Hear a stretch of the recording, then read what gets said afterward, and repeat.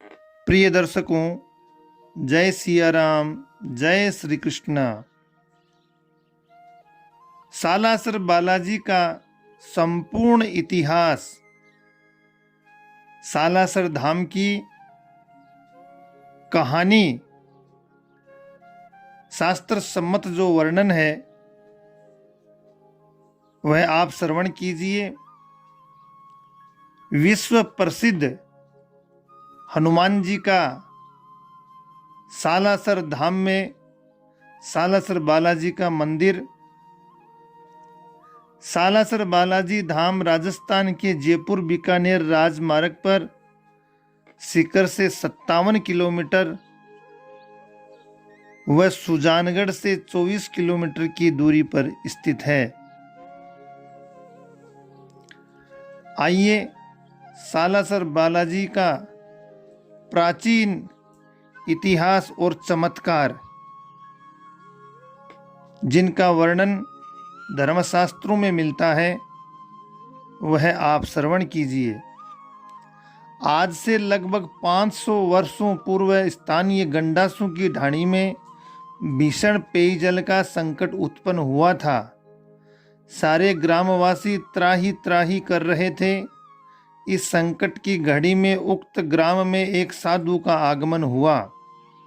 ग्रामवासी के आग्रह पर उन्होंने सूंघ कर बताया कि यह स्थान पेयजल के लिए सर्वथा उपयुक्त है, किंतु इस स्थान पर बनने वाला कुआं एक जीवित व्यक्ति की बलि चाहता है, अर्थात इस कुएं को जो भी व्यक्ति खोदेगा वही व्यक्ति मृत्यु को प्राप्त होगा। उक्त सन्यासी की ऐसी वाणी सुनकर ग्रामवासियों ने मन में विचार किया कि जान देने से अच्छा यही है कि हम और कहीं से पानी लाएं, और अंत में उन सभी ने कुआं न खोदने का निश्चय किया। इस समय के वर्तमान स्थानीय पुजारियों के पूर्वज श्री मोटाराम जी ने मन में संकल्प किया कि यदि एक व्यक्ति के बलिदान से बाकी सभी को जल की सुविधा प्राप्त होती हो तो मैं स्वयं अपने प्राणों की बलि दूंगा। ग्रामवासियों के बहुत मना करने के पश्चात भी उन्होंने कुआं खोदने का कार्य प्रारंभ किया। प्राप्त जानकारी के अनुसार उदर शूल की प्राण घातक पीड़ा से तत्काल उनकी मृत्यु हो गई। नागौर के खाम्याद ग्राम में श्री मोटाराम जी की धर्मपत्नी श्री मती मोला देवी दही बिलो रही थी। उनकी सुहाग की निशानी हाथों की चूड़ियां चटक गई। उनकी अंतरात्मा को सत्यता का भान हो गया। उन्होंने अपनी माँ से कहा कि मेरे पति देव का स्वर्गवास हो गया है, मैं ससुराल जाऊंगी। इतना कहते ही वे अपने घर से निकल पड़ी। सालासर पहुंचकर अपने पति पंडित मोटाराम जी के पार्थिव शरीर सहित शक्ति में विलीन हो गई। इस दौरान स्थानीय ग्रामवासियों द्वारा उनसे कई प्रश्नोत्तर हुए। तब श्रीमती माली देवी ने अपने परिवार वालों को इस कुएं का जल नहीं पीने का आदेश देते हुए कहा कि तुम लोगों को गंडास शाखा के जाट जल पिलाएंगे। सती के आदेश की गंडास शाखा के जाटों द्वारा पालना की जाने लगी। गंडास शाखा के जाट बड़े सेवाभावी थे। इनके पूर्वजों द्वारा यहाँ ठाकुर जी का मंदिर, तालाब खुदाई, सती माता के चबूतरे का निर्माण व 200 बीघा भूमि गौचर में देने का उल्लेख मिलता है। कुछ वर्षों पश्चात गंडास शाखा के जाट अन्यत्र जाकर रहने लगे। उनके स्थान पर तेतरवाल शाखा के जाट रहने लगे। इसी कारण से इसे तेतरवालों की ढाणी अर्थात छोटा गांव के नाम से प्रसिद्धि मिली। उक्त जाटों ने बीच गांव में एक अन्य कुआं निर्मित किया, जिसे इस समय गांवाई कुआं के नाम से पुकारा जाता है। आज से लगभग 310 वर्ष पूर्व रावजी के शेखावत पूर्णपुरा में रहने लगे, जिसे पूरब में गुगराना गांव कहते थे। शेखावत जी सीकर के रेवासा ग्राम से आए थे। गुगराना ग्राम के ठाकुर बनवारी दास नौरंगसर चूरू में आकर रहने लगे। उनके पुत्र तुलसी राम जी के 4 पुत्र थे, जिसमें सालम सिंह सबसे बड़े थे। ये चारों भाई 4 स्थानों में अलग अलग रहते थे, जिनके नाम क्रमशः नौरंगसर, तिड़ोकी, जूलियासर और सालमसर है। ठाकुर सालम सिंह के उक्त स्थान पर निवास करने पर तेतरवालों की ढाणी को ही सालमसर नाम से जाने लगा। कालांतर में सालमसर का परिवर्तित नाम ही सालासर है। इसी ग्राम में पंडित सुखराम जी निवास करते थे। इनके पूर्वज रेवासा ठाकुर के यहाँ धान कूटने, अंकन का कार्य करते थे और इसी के साथ ही पौरोहित्य कार्य भी संपन्न कराते थे। इनका विवाह सीकर के रुल्यानी ग्राम के रहने वाले पंडित लच्छीराम जी पाटोदिया की आत्मजा कानी देवी के साथ संपन्न हुआ। कुछ ही वर्षों से अच्छा सामान और धन एवं पुत्र रत्न की प्राप्ति हुई। ये परिवार सहित सुखपूर्वक जीवन यापन कर रहे थे। ठाकुर सालम सिंह जब यहाँ आए तो उनकी पंडित सुखराम जी से आत्मीयता हो गई, किंतु भाग्य की विडंबना, पंडित सुखराम जी का पुत्र जब शिशु काल में था तब पंडित जी का स्वर्गवास हो गया।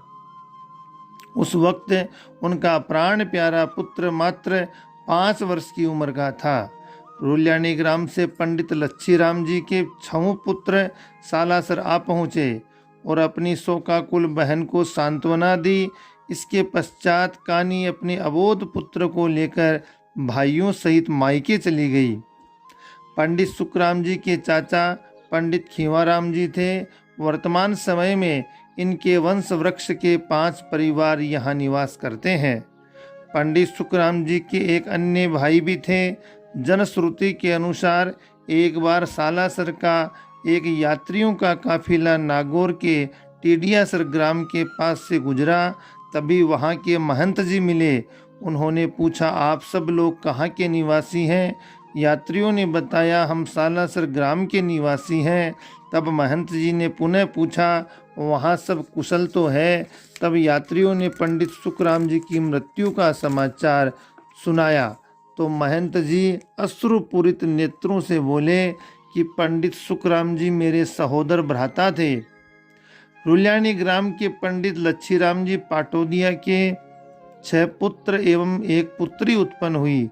भाइयों और बहन में छोटे मोहनदास बाल्यकाल से ही श्री हनुमान जी के भक्त थे, हनुमान भक्त थे। जैसा पंडित स्वरूप नारायण जी द्वारा संवत 2024 में रचित लावणी में भी यह स्पष्ट है। पंडित श्री लच्छीराम जी के सबसे छोटे पुत्र मोहनदास के नामकरण के समय ही ज्योतिषियों ने भविष्यवाणी की थी कि आगे चलकर ये बालक एक तेजस्वी संत पुरुष बनेगा, जिसका यश दुनिया में चहुं दिशु विस्तृत होगा। बचपन से ही उनकी गंभीर मुख मुद्रा को देखकर ऐसा प्रतीत होता था जैसे वह भगवान के ध्यान में मगन है। ऐसा पूर्व जन्म के पुण्य प्रताप से ही संभव है। कालांतर में पंडित लच्छीराम जी के देहांत के पश्चात मोहनदास अपना अधिकांश समय ईश्वर के स्मरण में व्यतीत करते थे। साथ ही उन्हें परिवार एवं संसार से विरक्ति उत्पन्न होने लगी। सामूहिक परिवार में अधिक समय तक साथ न रहने का विचार कर कानीबाई ने सालासर में आने का संकल्प किया। मोहन ने अपने भाइयों से पूछा कि बहन के संकटपूर्ण दिन किस प्रकार व्यतीत होंगे, उन्हें तो सहारे की आवश्यकता है। हम भाइयों में से एक को भांजे उदय के बड़े होने तक वहाँ कृषि कार्य में सहयोग करना चाहिए। किंतु 5 भाइयों ने उत्तर दिया, हम तो बाल बच्चे वाले हैं और बहन का अन्न नहीं ग्रहण कर सकते, इसलिए वहाँ रहने में हम सब असमर्थ हैं। भाइयों के द्वारा ये सुनकर मोहनदास जी का मन उदास हो गया कि सगे भाई भी विपत्ति में साथ छोड़ देते हैं। तब उन्होंने अपने मन में दृढ़ संकल्प किया कि मैं स्वयं बहन के पास रहूँगा और बोले बहन मैं आजीवन तेरे साथ रहूँगा, इन भाइयों को यहाँ रहने दो, तुम अपने मन में कोई दुख मत लाओ, मैं तुम्हारे साथ हूँ। इस प्रकार समझाकर मोहनदास जी अपने जन्म स्थान रुल्यानी से विदा होकर बहन के साथ ही सालासर में उनके घर में रहने लगे। इसी के साथ ईश्वर की भक्ति भी करते रहते थे। कुछ ही वर्षों के परिश्रम से मोहनदास जी ने अपनी बहन के खेतों को सोना उगलने वाले उपजाऊ बना दिए। कुछ समय पश्चात पंडित सुखराम जी के भाई जो टीडियासर के महंत थे, उनके सहयोग से नागौर के ग्राम रताऊ निवासी एक ब्राह्मण की सुशीला पुत्री के साथ अपने भांजे उदय का विवाह कर दिया। सर्वगुण संपन्न नववधू घर आ गई। कानीबाई के घर मंगलाचार होने लगे। इसी के साथ उनके घर में लक्ष्मी का आगमन होने लगा। कानीबाई के घर भूखों को भोजन, प्यासे को पानी, राही को ठिकाना, विश्राम मिलने लगा। कोई भिक्षुक खाली हाथ नहीं लौटता था। याचक गणों का आशीर्वाद भी उन्हें प्राप्त होता था, क्योंकि परोपकार की भावना से दिया गया दान का फल दिन दुगुना रात चौगुना होता है। बालक मोहनदास को भक्ति की प्रेरणा उनके पूज्य पिता पंडित लच्छीराम जी से बाल्यावस्था में ही मिल चुकी थी, परंतु स्वयं पवन पुत्र हनुमान जी के द्वारा मोहनदास जी को भक्ति की प्रेरणा का प्राप्त होना एक अलौकिक प्रसंग है। वैशाख जेठ के महीने में एक दिन उदय राम जी खेत में हल चला रहे थे। मोहनदास जी बंजर भूमि को कृषि के योग्य बना रहे थे। स्वयं हनुमान जी ने साक्षात प्रकट होकर के उन्हें कृषि के कार्य से विरक्त होने का आदेश दिया। मोहनदास जी के हाथ से गंडासी छीनकर दूर फेंक दी, किंतु वे उसे उठाकर पुनः सूढ़ करने लगे। फिर हनुमान जी ने गंडासी छीनकर फेंक दी और ईश्वर का भजन करने का आदेश दिया। इस प्रकार ये लीला कई बार हुई। उदय राम जी दूर से ये सब देख रहे थे। मामा जी बार बार गंडासी दूर फेंक देते हैं और दोबारा उसे उठा लाते हैं। उन्हें बड़ा आश्चर्य हुआ। वे हल छोड़कर पास में आए और उनके स्वास्थ्य के बारे में पूछा। आपका चित्त तो ठीक है, आपका चित्त ठीक नहीं है, आप 2 घड़ी आराम कर लीजिए। किंतु मोहनदास जी ने बताया, कोई देवता मेरे पीछे पड़े हैं, मेरा चित्त ठीक नहीं है। इस घटना की चर्चा सायंकाल उदय राम जी ने अपनी माँ से की और कहा कि मामा का मन काम करने में नहीं लगता। अगर हम इनके भरोसे रहे तो इस बार धान की फसल नहीं होगी। कानीबाई के मन में ये विचार आया कि मोहन का विवाह अभी तक नहीं हुआ है। यदि इन्हें विवाह के बंधन में बांध दिया जाए तो इनका चित्त स्थिर हो जाएगा। अगर अपने भाई का विवाह नहीं किया, ये सन्यासी हो जाएगा, फिर लोग क्या कहेंगे। ऐसा सोचकर बहन अपने भाई मोहनदास के विवाह संबंध के लिए प्रयास करने लगी। कानीबाई के द्वारा विवाह के संबंध में पूछने पर हर बार मोहनदास से मना कर देते थे, लेकिन बहन ने सोचा कि भाई संकोच के कारण मना करता है, इसलिए वह विवाह की तैयारी में लग गई। बहुत प्रयास करने के बाद एक लड़की से सगाई तय हुई। सस्ते भाव में अनाज की बिक्री करके सगाई के में देने के लिए सोने के गहने बनवाए एवं नाई को लड़की के घर नेकचार करने के लिए भेजा, किंतु वहां पहुंचने से पूर्व ही उस कन्या की मृत्यु हो गई। भक्त मोहनदास जी ने उक्त घटना के संबंध में भविष्यवाणी पूर्व में ही कर दी थी। अब सबको उनसे इस ज्ञान पर आश्चर्य हुआ। इसके पश्चात कानीबाई ने उनके विवाह के लिए पुनः नहीं कहा और वे स्वयं भी ईश्वर का भजन करने लगी। उपरोक्त घटना के बाद भक्त मोहनदास जी जीवन पर्यंत ब्रह्मचर्य का पालन करते हुए मौन व्रत धारण करके कठिन तपोमय जीवन व्यतीत करने लगे। कुछ समय पश्चात कानीबाई के घर भगवान हनुमान जी साधु का रूप धर कर के भिक्षा मांगने आए। जिस प्रकार भक्त भगवान के दर्शन को तरसते हैं, ठीक उसी प्रकार से भगवान भी अपने प्यारे भक्तों को जाकर दर्शन देते हैं। उस समय कानीबाई मोहनदास और उदय को भोजन करा रही थी। इसी कारण से उन्हें भिक्षा देने में देर हो गई। थोड़ी देर में कानीबाई ने द्वार पर देखा तो वहाँ कोई नहीं था। जब वह वापस अंदर आई तो उन्हें उसी साधु की उपस्थिति का ज्ञान हुआ, किंतु देखने पर कोई दिखाई नहीं पड़ा। इसके बाद मोहनदास जी ने बताया कि ये तो स्वयं बालाजी महाराज थे, जो दर्शन देने के लिए आए थे। तब कानीबाई ने भाई से आग्रह किया, भगवान बालाजी के दर्शन हमें भी कराओ। 2 माह पश्चात दोबारा भगवान श्री हनुमान जी ने द्वार पर आकर नारायण हरि का उच्चारण किया। तब कानीबाई ने मोहनदास जी को बताया, कोई साधु बाहर खड़ा है। इतना सुनकर मोहनदास जी द्वार पर आए और देखा तो श्री बालाजी वापस जा रहे थे। वे उनके पीछे पीछे दौड़े। काफी दूर जाने पर संत वेशधारी बालाजी ने उनकी परीक्षा लेने के लिए उनको डराया धमकाया, लेकिन भक्त अपने भगवान से कहाँ डरते हैं। मोहनदास जी ने हनुमान जी के चरण कमलों को मजबूती से पकड़ लिया। तब हनुमान जी ने उनसे कहा, तुम मेरे पीछे पीछे मत आओ, मैं तुम्हारी निश्चल भक्ति से प्रसन्न हूँ। तुम जो भी वर मांगोगे मैं तुमको अवश्य दूंगा। मोहनदास जी ने हाथ जोड़कर कहा, आप बहन कानीबाई के निवास स्थान पर अवश्य चलिए। भक्तवत्सल श्री हनुमान जी महाराज ने उत्तर दिया, मैं अवश्य चलूँगा, किंतु मैं केवल पवित्र आसन पर ही बैठूंगा और मिश्री सहित खीर व चूरमे का नैवेद्य स्वीकार करूँगा।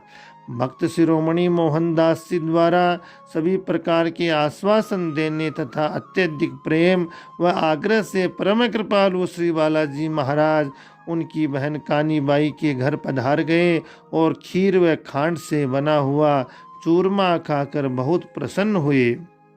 भोजन के पश्चात विश्राम करने के लिए पहले से तैयार सैया पर विराजमान हुए। भाई बहन की निश्चल सेवा भक्ति से प्रसन्न होकर श्री बालाजी ने कहा, कोई भी मेरी छाया आवेश को अपने ऊपर करने की चेष्टा नहीं करेगा। श्रद्धा सहित जो भी भेंट दी जाएगी मैं उसको प्रेम के साथ ग्रहण करूंगा और अपने भक्त की हर मनोकामना पूर्ण करूंगा। इसी सालासर स्थान में सदैव निवास करूंगा। ऐसा कहकर श्री बालाजी अंतर ध्यान हो गए। तत्पश्चात भक्त शिरोमणि श्री मोहनदास जी उस गांव के बाहर एक बालू के टीले के ऊपर छोटी सी कुटिया बनाकर उसमें निवास करने लगे और श्री हनुमान जी की भक्ति में मग्न हो गए। ईश्वर का सच्चा भक्त ईश्वर भक्ति में लीन होने के कारण सांसारिक मोह माया से नहीं पड़ता। वह कम से कम ही बोलता है, वह अपने मन में ईश्वर की मूर्ति को ही संजोए रखता है, किंतु सांसारिक गतिविधियों के कारण अनेक बाधाएं आती है, फिर भी उनकी ईश्वर भक्ति का तार नहीं टूटता। वे स्वभाववश एकांत प्रिय होते हैं, क्योंकि ईश्वर भक्ति एकांत में ही होती है। एकांत प्रिय होने के कारण और किसी से न बोलने के कारण भी सांसारिक लोग उन्हें पागल समझ बैठते। इसी कारण से भक्त शिरोमणि श्री मोहनदास जी को लोग बावलिया नाम से पुकारने लगे। वे सभी सांसारिक झंझटों से बचने के लिए एक निर्जन स्थान में समी जाटी के वृक्ष के नीचे अपना आसन लगाकर बैठ गए और मौन व्रत का पालन करने लगे। एक बार की बात है, इसी जाटी वृक्ष के नीचे मोहनदास जी अपनी धूनी रमाकर तपस्या कर रहे थे। वह वृक्ष फलों से लद गया। तभी एक दिन उस वृक्ष पर एक जाट का पुत्र चुपचाप चढ़कर समी के फल सांगरी तोड़ने लगा। डर के कारण घबराहट में कुछ फल मोहनदास जी के ऊपर गिर पड़े, जिससे उनका ध्यान भंग हो गया। उन्होंने सोचा कि कहीं कोई पक्षी घायल होकर तो नहीं गिरा। उन्होंने अपनी आंखें खोल दी। जाट का पुत्र भय से कांप उठा। मोहनदास जी ने उसे भय मुक्त करके नीचे आने को कहा। नीचे आने पर उससे पूछा कि तुम यहाँ क्यों आए हो, तुमको किसने भेजा है। उसने बताया कि माँ के मना करने के बाद भी मेरे पिता ने मुझे यहाँ सांगरी ले आने के लिए विवश किया। यह भी कहा कि तुझे बावलिया से क्या डर, वह तुझे खा थोड़े ही जाएगा। ऐसा सुनकर भक्त प्रवर ने कहा, जाकर अपने पिता से कह देना, इन सांगरियों का साग खाने वाला व्यक्ति जीवित नहीं रह सकता। जनश्रुति के अनुसार उस जाट ने महात्मा मोहनदास जी के द्वारा मना करने के पश्चात भी वह सांगरी का साग खा लिया और उसकी मृत्यु हो गई। उस जाट को साधु के तिरस्कार का दंड मिल गया। जनश्रुति के अनुसार आजन्म ब्रह्मचारी भक्त मोहनदास जी के साथ निर्जन स्थान में श्री हनुमान जी महाराज स्वयं बाल क्रीड़ाएं करते थे। एक बार भक्त शिरोमणि के शरीर पर मल्ल युद्ध खेल में लगी चोटों को देखकर उनके भांजे उदय राम ने उनके बारे में पूछा। तब मोहनदास जी ने अबोध ग्वालों द्वारा पिटने का बहाना बनाकर उसे टाल दिया, परंतु उदय राम जी को इस पर संतोष नहीं हुआ। उन्होंने खोजियों को बुलाया, सारी बात बताई, उनसे पद चिन्हों को देखकर रहस्य का पता लगाने को कहा। तब खोजियों ने पैरों के चिन्ह देखे तो उन्हें कोई पद चिन्ह काफी बड़ा तो कोई चिन्ह बहुत छोटा मिला। कहीं कहीं पर तो वे पद चिन्ह मिले ही नहीं। अंततः पद चिन्ह अन्वेषक सच्चाई का पता लगाने में पूरी तरह असफल हो गए। वे उदय राम जी से हाथ जोड़कर बोले, ये पद चिन्ह किसी मनुष्य के नहीं बल्कि किसी देवता या राक्षस के हैं। इस घटना के पश्चात भक्त शिरोमणि मोहनदास जी के प्रति लोगों के मन में आदर भाव, सम्मान, आस्था दिनों दिन बढ़ती ही गई। सालासर ग्राम भूतपूर्व में बीकानेर राज्य के अधीन था। उस समय ग्रामों के शासन का कार्य ठाकुरों के हाथ में था। सालासर एवं उनके निकट के अनेक गांव सौभाग्य देसर सोबासर के ठाकुर धीरज सिंह की देखभाल में थे। उसी समय एक कुख्यात डाकू हजारों घुड़सवार साथियों को साथ अत्याचार करता हुआ सालासर के निकट पहुंचा। शाम होने पर वहीं डेरा डालने का विचार करके अपने सहयोगी डाकुओं के पास के गांव से खाने पीने का सामान लाने के लिए भेजा और रसद न देने पर लूटपाट करने की धमकी भी दी। उससे आतंकित ठाकुर धीरज सिंह सालम सिंह भक्त शिरोमणि श्री मोहनदास जी की कुटिया में आए और कहा कि हे महाराज, हम बहुत विपत्ति में हैं, न तो हमारे पास रसद है और न ही सेना है। तब मोहनदास जी ने उन्हें आश्वासन दिया कि श्री बालाजी का नाम लेकर दुश्मन की लाल झंडी उड़ा देने को कहा, क्योंकि संकट मिटाने वाले श्री हनुमान जी ही संकट दूर कर सकते हैं और किसी की भी ध्वजा पतन का शोक उसकी पराजय ही होती है। साथ ही उन्होंने निर्देश दिया, डाकुओं के गांव में प्रवेश करने से पहले ऐसा करे तो गांव का संकट दूर हो जाएगा। डाकू पैरों में आ गिरेंगे। ठीक वैसा ही हुआ। ठाकुर ने दुश्मन की झंडी उड़ा दी। वह डाकू उनके चरणों में गिर पड़ा। इस घटना के बाद श्री बालाजी के प्रति ठाकुर सालम सिंह की श्रद्धा भक्ति और बढ़ गई। इसी के साथ भक्त शिरोमणि मोहनदास जी के प्रति विश्वास भी बढ़ा। इसी तरह मोहनदास जी ने अपनी वचन सिद्धि नीति कृपा से इस गांव की अनेकों बार रक्षा की। उन्होंने कई बार गांव के निवासियों को तरह तरह की महामारियों, अकाल जन्य स्थिति से चमत्कारिक ढंग से छुटकारा भी दिलाया। उचित समय पर आया हुआ जानकर भक्त शिरोमणि मोहनदास जी ने श्री हनुमान जी का भव्य मंदिर बनवाने का संकल्प किया।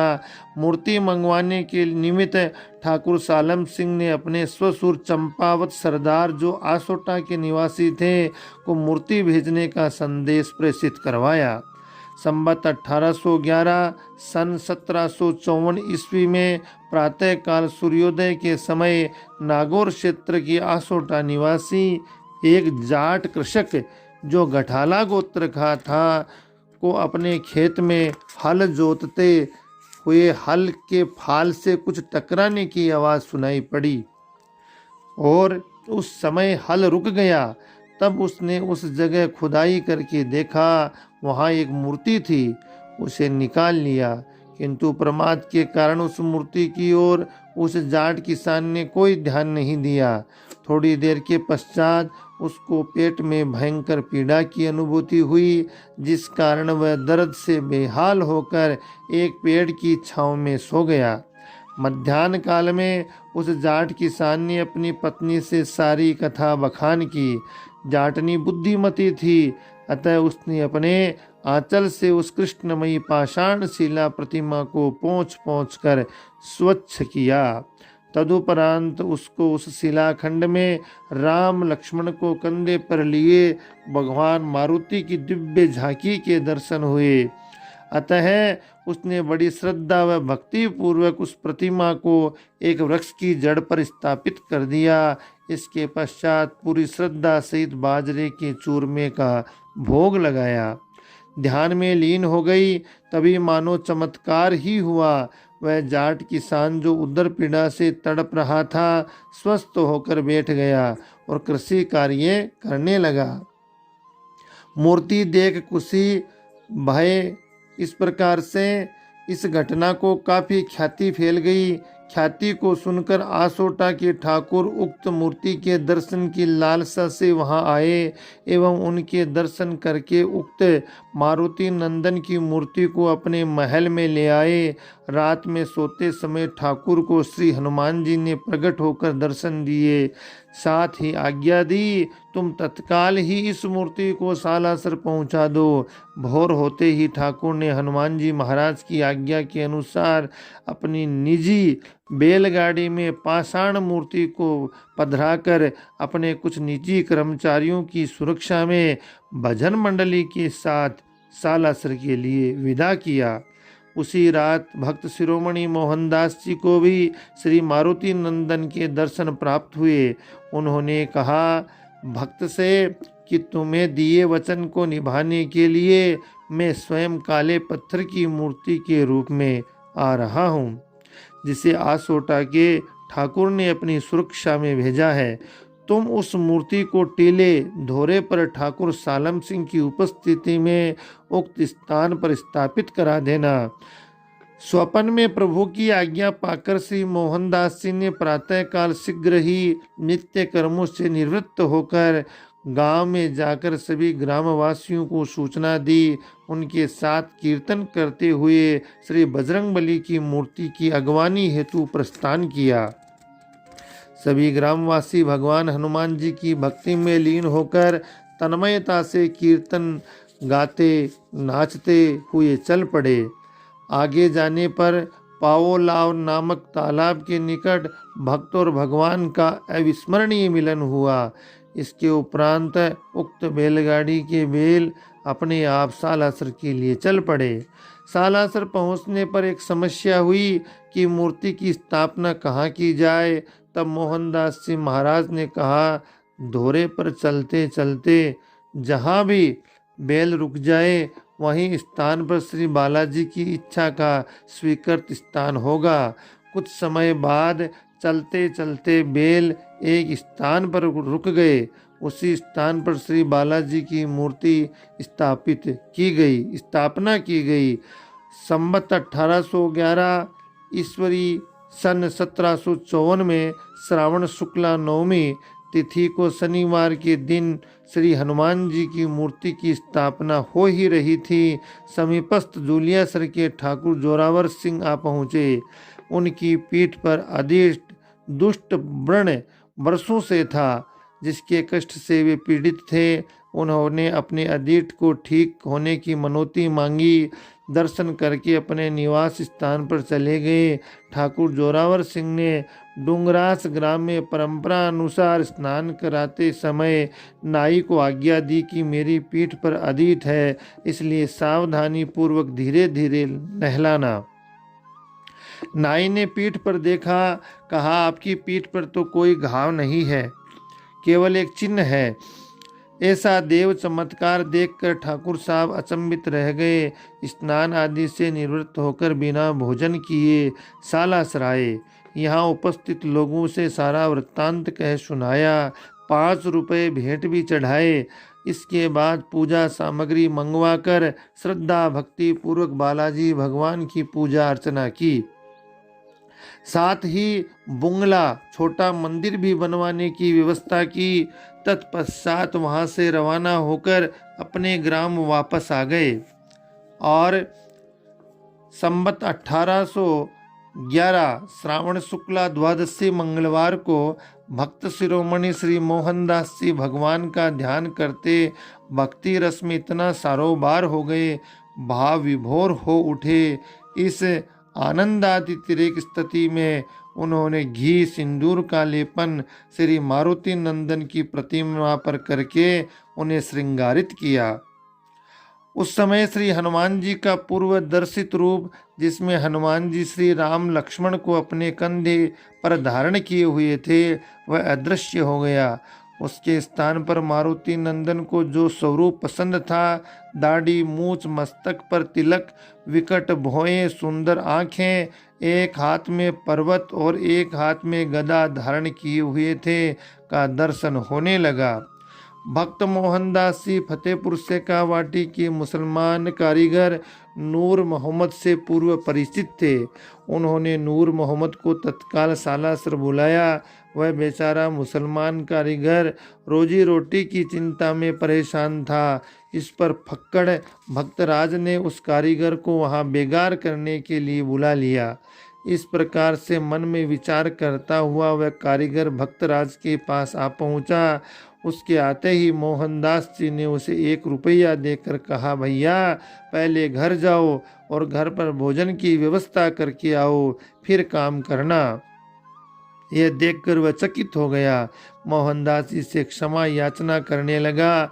मैं अपने मन में कुविचार लाया था। तदुपरांत संवत 1815 में सर्वप्रथम नूरा और दाऊ नाम के 2 कारीगरों द्वारा मिट्टी एवं पत्थर से श्री बालाजी के मंदिर का निर्माण कार्य शुरू हुआ।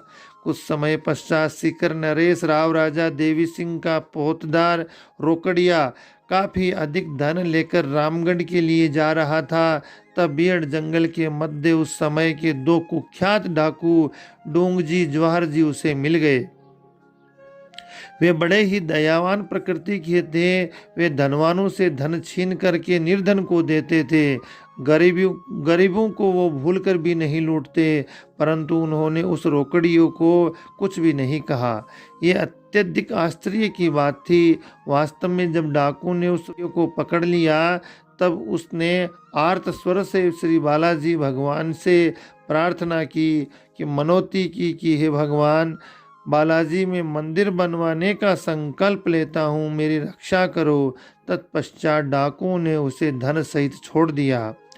जब यह आश्चर्यजनक बात पोतदार ने रामगढ़ के महाजन को बतलाकर बालाजी महाराज की असीम अनुकंपा युक्त महिमा का बखान किया, तब तत्काल ही उन्होंने सिलावट चेजारा को भिजवाकर संकल्प की पूर्ति की और श्री हनुमान जी का मंदिर निर्माण कार्य करवाया।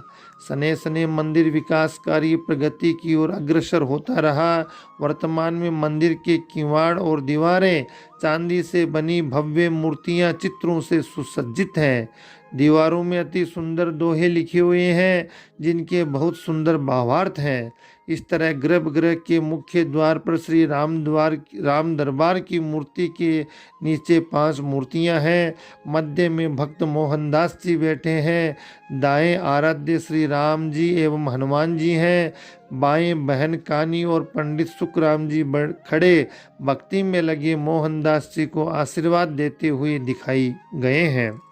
कुछ काल उपरांत जब सीकर के राव राजा देवी सिंह जी के पुत्र नहीं हुआ, तब वे अपनी जन्मभूमि बलारा गांव जो सीकर में ही था चले। वहां से वे एक पुत्र को गोद लेना चाहते थे। मार्ग में ढोलास नाम का एक गांव पड़ता था। उसी ग्राम के निकट भक्तराज मोहनदास जी के गुरु भाई गरीबदास जी कुटिया बनाकर रहते थे। वहीं मार्ग में एक विशाल वृक्ष था जिसकी शाखा से मार्ग अवरुद्ध था।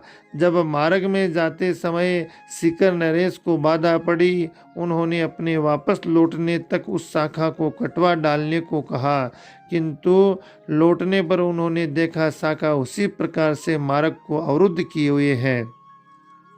अपने आदेश की अवहेलना पर उन्हें बड़ा क्रोध आया। वह गरीबदास जी को बुरा भला कहने लगे। तब गरीबदास जी ने कहा, ले जा तेरे रागड़िए को। और हाथी के लिए उक्त शब्द को अपमानजनक रूप में प्रयोग किया जाता है। बार बार ऐसा कहने पर राजा नीचे झुककर निकलने लगा तो वृक्ष की शाखा अत्यधिक ऊंची उठ गई। ऐसा अद्भुत चमत्कार देखकर देवी सिंह हाथी से उतर पड़ा। प्रणाम करके क्षमा याचना करी। गरीबदास जी के क्षमा करने पर उसने पुत्र प्राप्ति की याचना करी। तब स्वामी गरीबदास जी ने पुत्र प्राप्ति हेतु भक्त राज मोहनदास जी के पास सालासर जाने का आदेश दिया। राव राजा देवी सिंह सीकर आ गए। उसके कुछ दिन बाद ही उनके पोतदार ने डोंगजी जवाहर जी के द्वारा पकड़े जाने एवं श्री बालाजी की असीम अनुकंपा से संकट निवारण होने की घटना कह सुनाई। साथ ही मंदिर के पूर्ण होने का समाचार भी कहा। राजा देवी सिंह के हृदय में भगवान बालाजी के दर्शन की अभिलाषा तीव्र हुई। वह सालासर पहुँचे। भक्त परवर मोहनदास जी ने उनकी मनोकामना पूर्ति हेतु श्री बालाजी को एक श्रीफल नारियल अर्पण करने को कहा। उसी श्रीफल को समीपस्थ जाल वृक्ष में बांधने की आज्ञा दी। श्री मोहनदास जी ने कहा, राजन, आपके एक संबंधी महोवत सिंह है जो दुजोद ग्राम में निवास करते हैं। उन्हीं की कन्या से आपको एक पुत्र रत्न की प्राप्ति होगी, किंतु देव योग से वह पुत्र विकलांग होगा, पर उससे आपके कुल की मान प्रतिष्ठा बढ़ेगी। भक्तराज की आज्ञा पाकर राव राजा ने श्री मोहनदास जी से विदा ली और लगभग 10 माह पश्चात उनके यहाँ एक विकलांग पुत्र का जन्म हुआ, जिसका नाम लक्ष्मण सिंह रखा गया। कुमार के मुंडन संस्कार हेतु संवत 1844 में राव राजा देवी सिंह सपरिवार सालासर आए और मंदिर के समीप एक महल का निर्माण भी करवाया। इसी के साथ ही कुछ भूमि भी प्रदान की। उस घटना के पश्चात से ही मंदिर प्रांगण में स्थित जाल वृक्ष में श्रीफल बांधकर मनोकामना पूर्ण करने की प्रथा चली आ रही है। वर्तमान समय में उक्त जाल वृक्ष तो नहीं है, परंतु मंदिर प्रांगण के अन्य वृक्षों में एवं मंदिर के मनोकामनार्थ नारियल बांधे जाते हैं। नारियलों की संख्या बढ़ती जा रही है। उक्त स्थान की सिद्धि का बखान कर रही है। जनश्रुति के अनुसार एक बार डीडवाना के मुसाहिब को नागौर के राजा ने मौत की सजा का फरमान जारी कर दिया, किंतु उक्त डीडवाना के मुसाहिब ने सालासर के बालाजी महाराज की शरण ले ली। श्री बालाजी की शरणागत हो जाने के पश्चात उनकी असीम कृपा एवं भक्त राज मोहनदास जी के शुभ आशीर्वाद से उसे जीवन का अभय दान मिला। राजा ने उसे क्षमा कर दिया। वह पुनः श्री बालाजी के दर्शनार्थ सालासर आया। प्रभु की सेवा में 10,000 रुपये अर्पण किए। उसी धनराशि से मंदिर के ठीक पार्श्व में 7 दीवारें बनवाए गए। इस मंदिर के दक्षिण में तालाब का निर्माण हुआ, जिसका शिलान्यास भक्तराज मोहनदास जी ने अपने कर कमलों से संवत 1848 में किया। प्रमाण स्वरूप बोदले तालाब के निकट स्थित स्तंभ उत्कीर्ण किया हुआ है। कुछ समय पूर्व 1 अक्टूबर सन 1952 ईस्वी में श्री राजस्थान अकाल सेवा समिति ने इस तालाब का जीर्णोद्धार करवाया। इस बात का उल्लेख तालाब के उसी स्तंभ पर अंकित है। उक्त 7 तिवारियों में से एक तिवारी अभी भी मंदिर के दक्षिण पर द्रष्टव्य है। भक्तराज मोहनदास जी ने अपने भांजे उदय राम जी को पूजा कार्य सौंप दिया। स्वयं धोरे पर स्थित अपनी कुटिया में निवास करते हुए तपस्यारत हो गए। एक दिन जब उदय राम जी अपने परिवार सहित घर पर बैठे हुए थे, उन्होंने अपने पुत्र ईसर से मोहरों वाला झावला मिट्टी का बर्तन लाने को कहा। संभावना है कि पात्र को पहचानने की सुविधा के लिए पात्र का ये नाम ऊपर मोहरों से अंकित होने के कारण रख लिया गया होगा, किंतु इस नाम से सुनने वाला बड़ी आसानी से भ्रम में आ सकता है कि मोहरों वाला पात्र अर्थात पात्र में मोहरें भरी होंगी। विधि के विधान को कौन जान सकता है, किसे ज्ञात था ये नाम कितना घातक हो सकता है। जब उदय राम जी ने ईसर से उक्त पात्र लाने को कहा तो पास ही में एक डाकू केसर सिंह छिपा था। उसके कानों में भी उक्त पात्र का नाम पड़ा। उसने धन के लोभ के वशीभूत होकर उदय राम जी पर आक्रमण करके शस्त्र प्रहार से उन्हें घायल कर दिया। जब परिवारजनों और गांव के निवासियों को उक्त दुर्घटना का ज्ञान हुआ, तब वे साधना में लीन भक्त शिरोमणि मोहनदास जी के निकट गए। पहुंचकर सभी लोगों ने उनसे उक्त घटना का वर्णन करते हुए कहा कि वहां चलने का निवेदन किया, किंतु श्री मोहनदास जी ने न तो घर जाना स्वीकार किया, न ही उस हत्यारे डाकू को पीछे कर उससे बदला लेने की कोई इच्छा प्रकट की। तब ग्राम के बड़े बूढ़े लोगों ने उनसे कहा, तुम तो रुल्यानी से भांजे की रक्षा करने के वास्ते ही यहाँ आए थे। तुम्हारी स्वर्गवासी बहन का वही लाडला पुत्र आज लुटेरों द्वारा आहत होकर के लगभग मृत प्राय पड़ा है। धिक्कार है तुम्हारी भक्ति को। इस तरह से तमाम बुजुर्गों ने उन्हें बार बार धिक्कारा। इस प्रकार से बार बार उत्तेजित करने पर वे उठे और वीर परशुराम की तरह रुद्र रूप में आवेशित हो गए।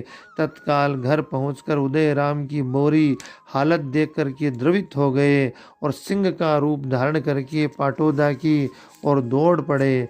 रास्ते में उन्होंने विचार किया, उन्हें गुरु भाई राघव दास जी मिले, वे जरूर ही टोकेंगे। अतः मोहनदास जी ने सर्प रूप धारण कर लिया। सर्प रूप में डाकू को डस कर बदला ले लूंगा। वे कड़वी बाजरे की फसल के बीच से होकर जाने लगे। गुरु भाई राघव दास जी ने सामने उपस्थित होकर के सर्प वेशधारी मोहनदास जी को रोक दिया और कहने लगे, ठहरो भैया, मोहन ठहरो, तुम ये क्या करने जा रहे हो? ये कार्य तुम्हारे जैसे संत पुरुषों को शोभा नहीं देता। आपकी मति भ्रमित हो गई है क्या? तुम तो क्षमादान देने वाले अहिंसा की पुजारी हो, फिर इस प्रकार से क्रोधावेश में क्यों आते हो? सब कुछ अपने इष्ट देव प्रभु बालाजी महाराज पर छोड़कर अपने रूप में वापस आ जाओ। इस तरह से समझाते हुए अपने कमंडल से शीतल जड़ छिड़क करके मोहनदास जी का क्रोध वेग को शांत किया। तत्पश्चात दोनों गुरु भ्राता डाकू से मिलने उसके घर गए, किंतु घर पहुंचने पर उक्त डाकू से भेंट नहीं हुई। डाकू केसर सिंह की मां घर पर थी। उसने कहा, हे महाराज, मेरा पुत्र मेरा कहा नहीं सुनता। मैं तो ऐसे पुत्र की अपेक्षा बांझ रहती तो ठीक रहता। इतना सुनकर भक्त राघवदास जी, जो आंसू कवि भी थे, उन्होंने निकट में खड़े काले नारे अर्थात काले बेल पर थपकी मारकर पाटोदा ठाकुर सांवल सिंह के पुत्रों के बारे में संकेत किया और कहा और श्राप दिया। इस प्रकार साप देकर के दोनों गुरु भाई वापस अपने घर आ गए। वहां आने पर उन्हें प्रभु हनुमान जी की महान कृपा से उदय राम जी पूर्ण रूप से स्वस्थ मिले। इस प्रकार सब लोग आनंदित होकर भक्ति एवं श्रद्धा सहित श्री हनुमान जी की जय जयकार करते हुए भक्ति भाव से संकीर्तन करने लगे। कालांतर में लगातार एकांतवास करते हुए साधना में ही रत रहने की प्रबल अभिलाषा के कारण भक्त मोहनदास जी ने अपने भांजे उदय राम जी को अपना चोला वस्त्र प्रदान किया। मंदिर हेतु प्रथम पुजारी के रूप में नियुक्ति करी। तब से मोहनदास जी द्वारा दिए गए चोले पर ही विराजमान होकर पूजा की रीति चली आ रही है।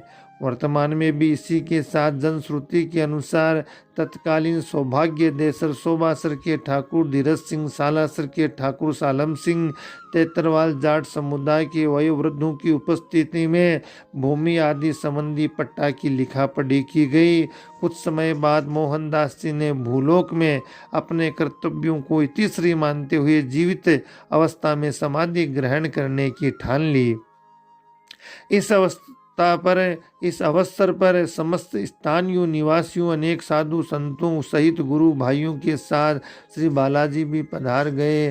समाधि ग्रहण करने के पूर्व भक्त शिरोमणि मोहनदास जी अपने इष्ट देव श्री हनुमान जी से विनती की है, सखा मैं आपसे हाथ जोड़कर प्रार्थना करता हूँ, मेरी बहन कानी बाई के लाडले पुत्र उदय राम जी को गृहस्थ रहते हुए मंदिर में पूजन कार्य करने और दीर्घायु होने का शुभ आशीर्वाद प्रदान करें। तत्पश्चात संवत 1850 की वैशाख शुक्ला त्रयोदशी को प्रातः काल शुभ वेला में भक्त शिरोमणि श्री मोहनदास जी जीवित समाधिस्थ हो गए। समाधि ग्रहण के समय मंद गति से जल की फुहारों के साथ पुष्पों की वर्षा होने लगी, मानो मारुति नंदन श्री हनुमान जी का आशीष उनके शीश पर समाहित हो रहा है। दसों दिगंत स्तब्ध से रह गए और इसी के साथ स्वर्गवासी बहन कानी बाई का आशीष भी अनुज को मिल रहा था। पंडित उदय राम जी पुजारी अपने पूज्य मामा जी की अंजुलि भरकर पुष्पों की वर्षा करते हुए पुष्पार्पण कर रहे थे। उपस्थित जन समुदाय के सौभाग्य का तो कहना ही क्या, जिन्होंने इस दिव्य अलौकिक दृश्य का रसपान अपने चक्षु से किया। ऐसे कलिकाल में उक्त अलौकिक घटना का होना एवं भक्त शिरोमणि पवन पुत्र हनुमान जी के सखा तुल्य अर्पित भक्त श्री मोहनदास जी महाराज जैसी शख्सियत का होना स्वयं में एक देवीय घटना है। मुख्य भवन श्री सालासर हनुमान जी के मंदिर की पूर्वी दिशा में मोहन चौक में भक्त प्रवर मोहनदास जी महाराज की समाधि का स्मारक भवन अवस्थित है। इसी के निकट ही लगा हुआ दक्षिण दिशा में उनकी भगिनी कानी बाई का स्मारक है।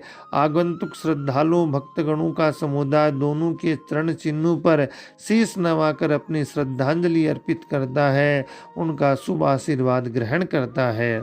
संवत 1852 में ज्येष्ठ शुक्ला द्वादशी दिन शनिवार की शुभ वेला में प्रधान पुजारी पंडित उदय राम जी के द्वारा सर्वप्रथम उक्त छत्रियों का निर्माण करवाया गया।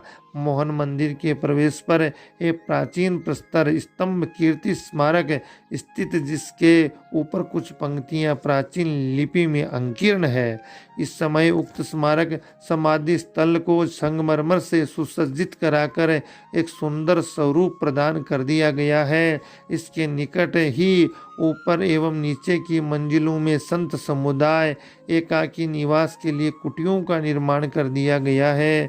इस मोहन मंदिर में प्रतिदिवस प्रातः कालीन एवं संध्या बेला में आरती होती है, प्रसाद का वितरण होता है। प्रतिवर्ष अश्वनी मास में कृष्ण त्रयोदशी को भक्त प्रवर श्री मोहनदास जी महाराज के श्राद्ध को बड़ी धूमधाम से संपन्न किया जाता है। इस श्राद्ध के प्रसाद की बड़ी महत्ता है। श्री बालाजी मंदिर के दक्षिण द्वार पर भक्त प्रवर मोहनदास जी की तपस्या का स्थान है। इसको धूणा कहते हैं। यहाँ पर उस समय से अखंड अग्नि की धुनी जल रही है। इसकी विभूति भस्म का बड़ा महात्म्य माना जाता है।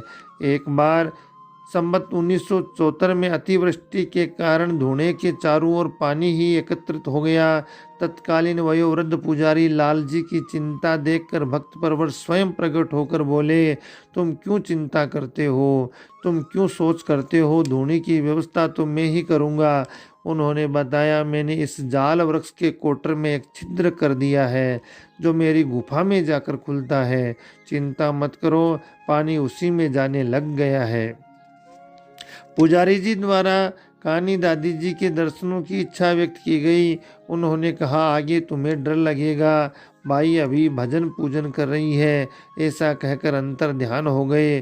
प्रातः काल आसपास का जल छिद्र द्वारा गुफा में समा गया। चारों ओर सूखा स्थान देखकर सभी ने प्रसन्न होकर भक्त एवं भगवान नाम का संकीर्तन किया। श्री मोहनदास वाणी की पंक्तियों में जनश्रुति के अनुसार मोहनदास जी के रखे द्वारा 2 अनाज भरने के कोठले थे, जिसमें कभी समाप्त न होने वाला अनाज भरा रहता था। इन कोठलों के संबंध में श्री मोहनदास जी का निर्देश था कि इन्हें खोलकर कभी नहीं देखा जाए। आवश्यकता के अनुसार नीचे के द्वार से अनाज निकालकर उपयोग में लेते रहें, परंतु किसी के द्वारा उनके आदेश की अवहेलना करने के कारण उन कोठलों की चमत्कारिक शक्ति समाप्त हो गई। श्री मोहनदास जी महाराज के समय में मंदिर में अखंड ज्योति दीप प्रज्वलित है। मंदिर में श्री मोहनदास जी महाराज के पहनने के कड़े भी रखे हुए हैं। संवत 1860 में लक्ष्मणगढ़ के रहने वाले सेठ रामधन चोखानी की मनोकामना श्री हनुमान जी महाराज की कृपा से पूरी हुई। वे अपने पुत्र सहित संग जात जड़ूले के लिए सालासर पधारे। यहाँ आकर उन्होंने मंदिर को वृहद रूप में बनवाने का संकल्प किया। जनश्रुति के अनुसार जब कारीगर यहाँ आए तो सेठ जी ने कारीगरों से श्री बालाजी महाराज की मूर्ति इतनी ऊंची स्थापित करने को कहा कि मूर्ति के दर्शन 5 कोस की दूरी से प्राप्त हो जाएं। किंतु जैसे ही कारीगर मूर्ति को ऊंची करने लगे, अचानक पंखदार भूरे रंग वाले कीड़े मकोड़े न जाने कहां से आकर लोगों को काटने लगे। तब तत्कालीन वयोवृद्ध पुजारी ने कहा, श्री बालाजी महाराज की इच्छा के विरुद्ध करना उचित नहीं। सर्व निर्णय अनुसार उक्त प्रतिमा को यथास्थिति में रहने दिया गया। इस घटना चक्र के बारे में विचार विमर्श करते हुए देर रात्रि में सेठ जी, सभी कारीगर, पुजारी जी आदि सब वहीं निद्रा मग्न हो गए। अचानक मध्य रात्रि बेला में छत बीच से फट गई। लगभग 1.5 फुट चौड़ी दरार उत्पन्न हो गई। मूल मणि मंदिर को छोड़कर चारों ओर दालान हो गया। प्रातः ये सब दृश्य अवलोकन करके सभी जन आनंदित हुए एवं इसके उपरांत डालू राम राजगीर के द्वारा मंडप के चौं ओर परिक्रमा दुछती बरामदा बना दिया गया। इस निर्माण के पश्चात मंदिर बड़ा ही सुंदर विशाल दिखाई देने लगा। उक्त घटना के पश्चात लगातार सेठ साहूकारों द्वारा अपनी मनोवांछित कामना पूर्ण होने पर उत्तरोत्तर मणि मंदिर को भव्य रूप प्रदान किया गया। केवल इतना ही नहीं, मंदिर के चारों ओर मुसाफिर भक्तों के ठहरने विश्राम करने के लिए पर्याप्त रूप से धर्मशालाएं, विश्रामशालाएं आदि भी निर्माण की गई।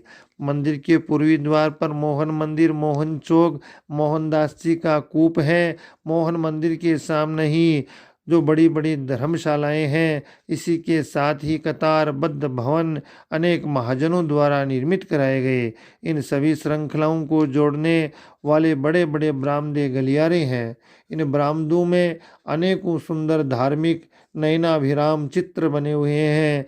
इसकी दूसरी ओर ब्रह्मपुरी तथा सवामणी आदि के निमित्त विशाल भोज्य पदार्थ तैयार करने हेतु विशाल कुंड और रसोड़े रसोई घर भी निर्मित हैं। मोहनदास जी का धुना, मोहन मंदिर, अखंड हरि कीर्तन, श्री अंजनी माता जी का मंदिर यहाँ के प्रमुख रूप से दर्शनीय और स्थान बताए गए हैं। और नित्य से यहाँ पर भगवान श्री सालासर बालाजी की विशेष रूप से पूजा और विशेष रूप से आरती आदि, नाम संकीर्तन, रामायण पाठ और भगवान के भजन आदि होते रहते हैं। श्री बालाजी महाराज के इतिहास और चमत्कारों की यह तो एकमात्र झलक थी और अनेकों अनेक चमत्कार बालाजी महाराज के नित्य प्रति होते रहते हैं। जो भी भक्त श्रद्धा आस्था से जाता है वह निश्चित रूप से वहाँ से खाली लौटकर नहीं आता। श्री हनुमान जी महाराज, बालाजी महाराज साक्षात सालासर में विराजमान होते हैं और भक्त प्रवर श्री मोहनदास जी वहाँ पर विराजमान हैं। सभी भक्तों के संकट दूर होते हैं सालासर जाने पर। और विश्व प्रसिद्ध ये श्री हनुमान जी महाराज का साक्षात सिद्ध स्थान है। सिद्ध स्थान पर आने से सभी संकट निवृत्त हो जाते हैं, सभी मनोकामनाएं पूर्ण हो जाती हैं। इस प्रकार से जब कभी भी समय मिले या न मिले, लेकिन इस जीवन में बार बार श्री हनुमान जी महाराज का नाम उच्चारण करना चाहिए।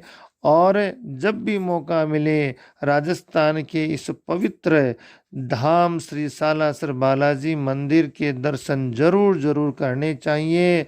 निश्चित रूप से सब मनोकामनाएं पूर्ण होती है। बोलो श्री बालाजी महाराज की जय, सालासर धाम की जय, सियावर रामचंद्र भगवान की जय हो। वीडियो चैनल को लाइक शेयर सब्सक्राइब करें, घंटी के निशान को दबाएं, अपना स्नेह प्रेम इसी प्रकार देते रहें। आप सभी को जय सिया राम, जय श्री कृष्णा, जय श्री बालाजी।